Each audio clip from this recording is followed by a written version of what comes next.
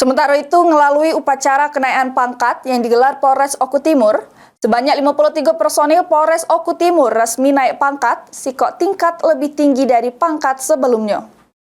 Lapor upacara kenaikan pangkat personil Polres Oku Timur, periode 1 Januari tahun 2025. Ya, laksanakan.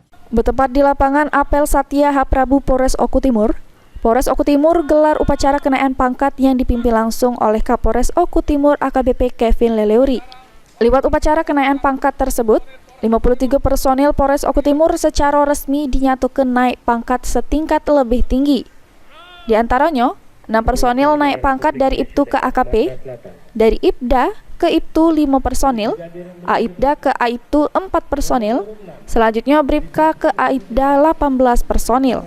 Brigadir ke Bribka 1 personil, Bribtu ke Brigadir 18 personil, sama Bribda ke Bribtu sikok personil. Kapolres Oku Timur AKBP Kevin Leleuri nyampaikan, kenaikan pangkat setingkat lebih tinggi merupakan sebuah pencapaian yang diraih lewat kerja keras, dedikasi sama loyalitas dalam jalan ke tugas sebagai anggota Polri. Kita melaksanakan upacara Kopselapot kenaikan pangkat dari Polres Oku Timur, dari mulai perwira sampai ke bintara. Ya, tadi dilaksanakan kurang lebih jam setengah 8 pagi dan semua bisa berjalan dengan baik dan lancar.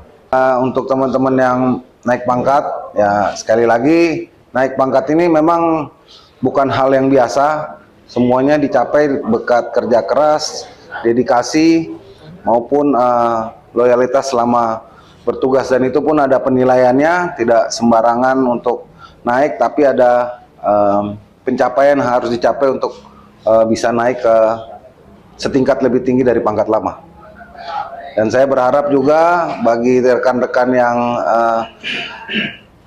mendapat kenaikan pangkat setingkat lebih tinggi agar lebih dijadikan untuk motivasi dalam bekerja, sehingga pada saatnya nanti ketika melaksanakan tugas semua bisa berjalan dengan baik dan lancar.